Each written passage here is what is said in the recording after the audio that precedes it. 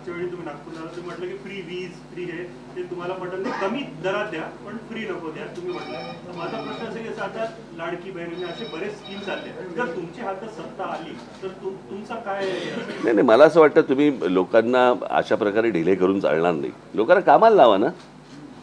लोक कामं मागतायत ना, फुकटचे पैसे नाही मागत आहेत. शेतकरी फुकटची वीज नाही मागत आहे, त्या विजेमध्ये खंड नको एवढंच तो मागतोय. तुम्ही पहिल्यांदा या लोकांच्या मागण्या तर समजून घ्या. तुम्हाला मतं हवीत म्हणून तुम्ही वाटेल ते फ्री. बरं, फ्री म्हणजे कोणाचं आहे? ते लोकांचं आहे. आता जे पैसे दिले जात आहे तो लोकांचा टॅक्स आहे ना.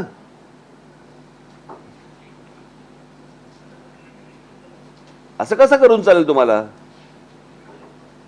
मी त्या दिवशी म्हटलं ना की महाराष्ट्रामध्ये असंख्य जॉब्स आहेत, महाराष्ट्राच्या शहरांमध्ये आहेत असंख्य जॉब्स आहेत. महाराष्ट्रातली पोरं करू इच्छितात, त्यांच्यापर्यंत पोहोचत नाही. बाहेरच्या राज्यात कळतं की आमच्याकडे टॅक्सी आणि रिक्षांचे परवाने दिले जात आहेत आणि महाराष्ट्रात कळत नाही. ही कुठची पद्धत? फायनान्शियली धोकादायक आहे महाराष्ट्रासाठी, म्हणजे ते कोणाहीसाठी धोकादायक आहे ते. लाडकी बहीण जी आली ते मध्य प्रदेशचं मॉडेल डोळ्यात पुढे ठेवून आली आहे. तिथे यश मिळालं तर त्या धर्तीवर इथे पण मिळेल असा ठाकरे केलं जात आहे. नाही नाही, बघा त्या सगळ्या गोष्टींचं त्याला एकच कारण नसतं. मध्य प्रदेशामध्ये यश मिळालं का फक्त त्या लाडक्या बहिणी योजनेमुळे नसेल मिळालं. त्याला अनेक कारणं असतील, अनेक विविध कारणं असतील. त्याला ती पण तपासली पाहिजेत ना. ते सगळं यश आणायचं आणि एका योजनेवर टाकायचं असं थोडी असतं. तुम्ही जे म्हणलं की लहान मुलांमध्ये तुमचा विचारून झाले तर एकदा. महाराष्ट्रामध्ये युती शासन गेल्यानंतर विलासराव देशमुख ज्यावेळेस पहिल्यांदा मुख्यमंत्री झाले होते त्या निवडणुकीच्या आधी त्यांनी मोफत विजेचा खिरापत वाटली होती आणि त्याचा परिणाम असा झाला की महाराष्ट्र जवळपास 7 ते 8 वर्ष लॉकडाऊनच्या लोड शेडिंगच्या याच्यात गुरफटला होता. आता हे जे 1500 रुपये लाडक्या नाही नाही, पण मला असं वाटतंय की आता हा पहिला महिना जाईल, कळलं का? दुसरा महिना एखादा कदाचित जाईल. पैसे कुठे सरकारकडे?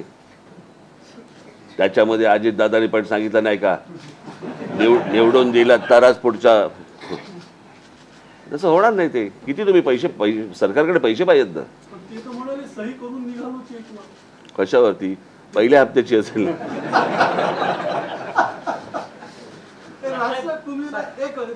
म्हणजे महायुतीची जी सभा झाली होती मोदींची आणि तुमचं बैठक झालं होतं, तर तुम्ही एक 5 मागण्या केल्या होत्या तुमच्याकडे प्रमुख म्हणजे त्या अभिजात दर्जापासून तर रेल्वे, तर त्याच्या पाठपुराव्यासाठी काय म्हणजे अजून मी भेटणार आहे त्यांना. आता मी आता भेटणार जाऊन. मनसे विधानसभेच्या निवडणुकीमध्ये स्वतंत्र लढणार की मित्र पक्ष म्हणून कोणाला सोबत घेण्याचा विचार करता? स्वतंत्र साहेब इंडियन घ्या नाही हो भाई.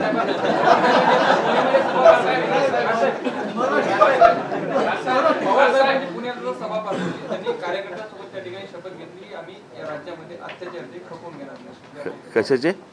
या राज्यामध्ये अत्याचार खपवून घेणार नाही अशी कार्यकर्त्यांसोबत त्यांनी शपथ घेतली. शरद पवार अत्याचार? कसले अत्याचार? तुमच्या हातात ज्यावेळेला सरकार येतात त्यावेळेला ह्या गोष्टी करा ना. असल्या शब्दा कसल्या घेत आहे?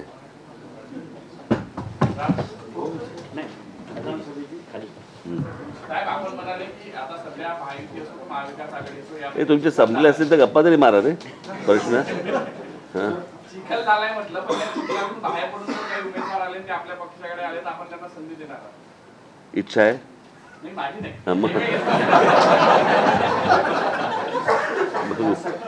महाराष्ट्रात, विदर्भात, विशेषतः नागपुरामध्ये आपला महाराष्ट्र नवनिर्माण सेना अधिक मजबूत आणि बळकट व्हावी याकरता म्हणून आपण फार कमी येत असता. मात्र जे आपले जे मोठे जे अधिकारी आहेत त्यांचं वारंवार येणं हे कुठेतरी. मी तुम्हाला आत्ता माझ्या पदाधिकाऱ्यांशी बोलवत होती. एक गोष्ट तुम्हाला थोडक्यात सांगतो. साधारणपणे 1925 साली RSSची स्थापना झाली, बरोबर? 52 साली जनसंघ स्थापन झाला. परंतु या विदर्भामध्ये किंवा बाकी महाराष्ट्रामध्ये अख्ख्या काँग्रेसच